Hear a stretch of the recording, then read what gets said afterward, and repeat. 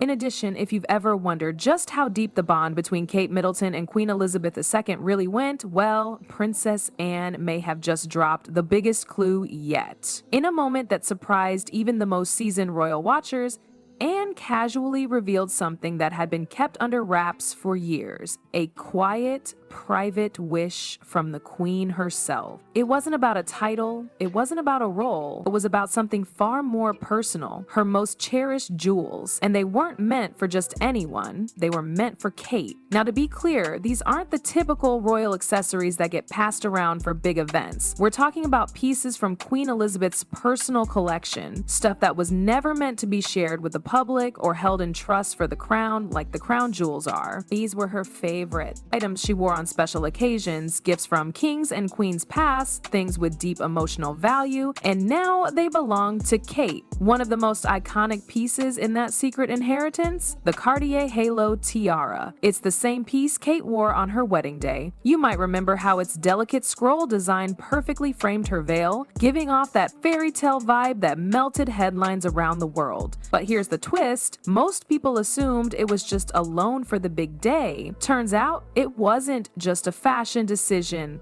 It was a sign. The Queen had already chosen her. That tiara was the beginning of a quiet handover, a signal that Kate wasn't just marrying into the family, she was being groomed for its future. The tiara itself has a serious history. Commissioned by King George VI in 1936 for the Queen Mother, then passed on to Elizabeth II for her 18th birthday, it's been worn by very few royals. Each appearance carries a message. This isn't just jewelry, it's symbolism. It's the Queen's unspoken language, and Kate, by wearing it, became part of a chain that connects her directly to the heart of royal legacy.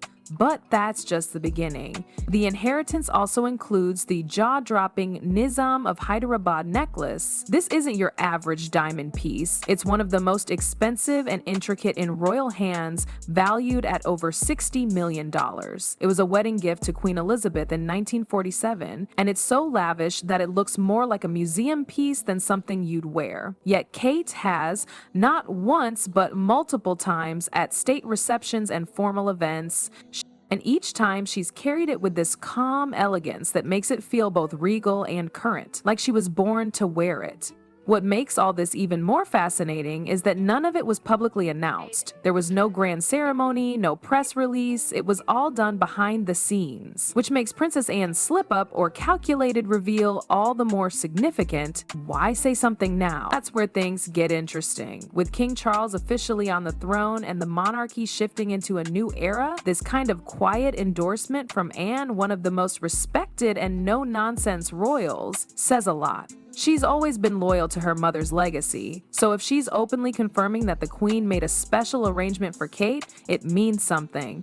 It means the monarchy sees Kate not just as a duchess or consort, but as the future. And let's be honest, Kate's earned it. From the way she's carried herself since stepping into royal life, to how she balances motherhood with official duties, to her growing presence on the global stage. This inheritance isn't just about jewels, it's about trust. And now, with these heirlooms in her hands, Kate's next chapter is clearly unfolding right before our eyes. What makes this entire situation even more intriguing is the emotional undertone behind it. These jewels aren't just sparkly artifacts sitting in velvet-lined boxes. They carry stories. They've been through coronations, weddings, royal tours, and private moments we'll never see. The Queen didn't just hand over some shiny trinkets. She passed on memories, power, and responsibility.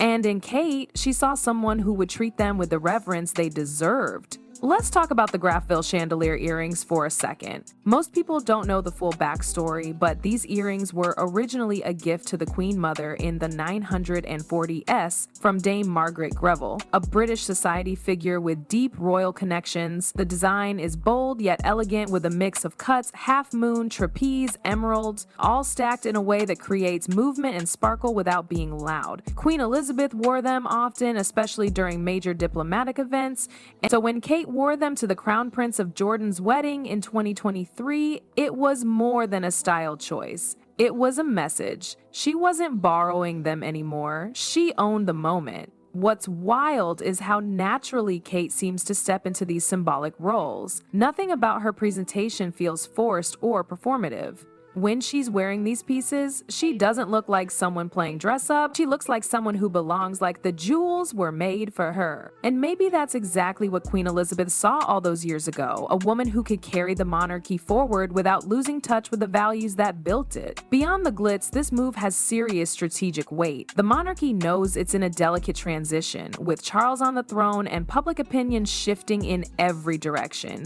They need a figure who's stable, relatable, and quietly powerful. Kate checks every box. She doesn't need to be loud or headline hungry. She lets the work and sometimes the jewels speak for her. It's worth noting that this wasn't something Camilla received, and that's not meant as shade, it's just a fact. Camilla is queen consort, yes, but these pieces weren't designated for her. They were set aside for Kate. That distinction says everything. It's about longevity, legacy. The queen was thinking long-term, and she made a call that would shape the monarchy's public image for decades to come.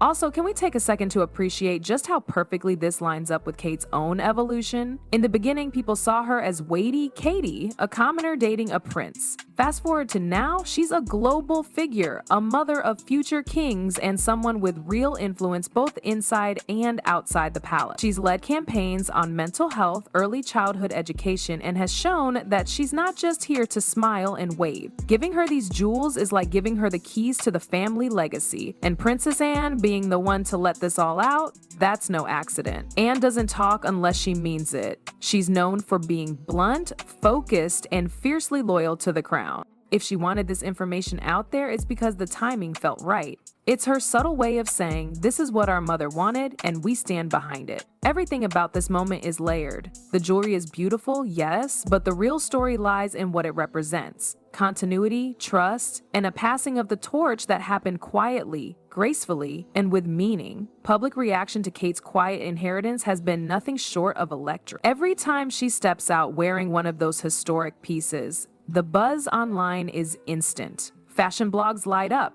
Royal commentators dive into the history, and social media explodes with praise.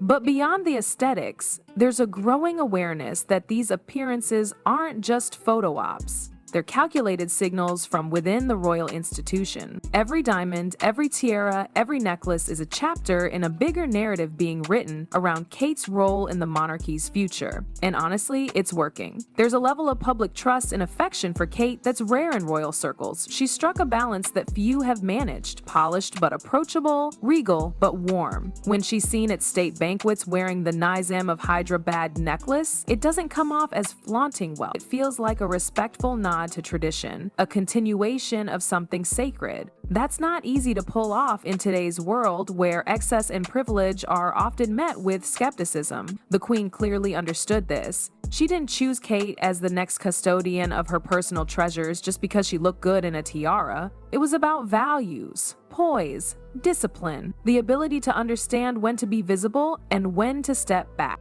And that understanding is rare. Kate's never been one to chase headlines, yet somehow she always ends up in them. It's that quiet magnetism that made her the obvious choice for this inheritance. There's also something incredibly symbolic about the timing. With the royal family entering a new era, the visuals matter more than ever. Images of Kate representing Britain at international events while wearing Queen Elizabeth's personal heirlooms do more than make headlines, they reinforce a sense of continuity. The monarchy is evolving, but its essence is intact. The same tiara that once adorned the Queen Mother now graces Kate's head. The necklace worn by Elizabeth during the early days of her reign is now being used to frame the next queen consort's image. That's powerful messaging. Kate's approach to these pieces also reflects her understanding of legacy. She doesn't overuse them. Every public appearance featuring one of the Queen's jewels feels intentional. She selects pieces that match the occasion, the setting, and the mood. When she wore the Greville chandelier earrings in Jordan, it wasn't just about sparkle, it was a diplomatic masterstroke. A soft power move wrapped in diamonds. That kind of instinct can't be taught. It's either there or it's not.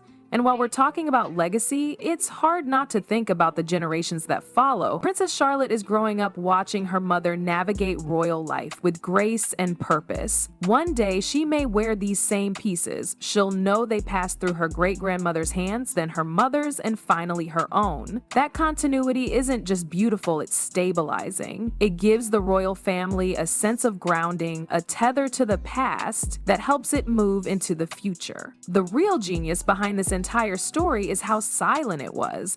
There were no press conferences, no official announcements, just a well-timed comment from Anne and a few carefully chosen appearances by Kate. And in that silence, a loud message emerged. Queen Elizabeth placed her trust in Kate, not just as a family member, but as a future leader. The jewels are proof, not of favoritism, but of faith. In a family where so much is performative, this inheritance feels deeply real. It's not about diamonds, it's about duty. And Kate, quietly and confidently, is carrying it forward, one sparkling piece at a time.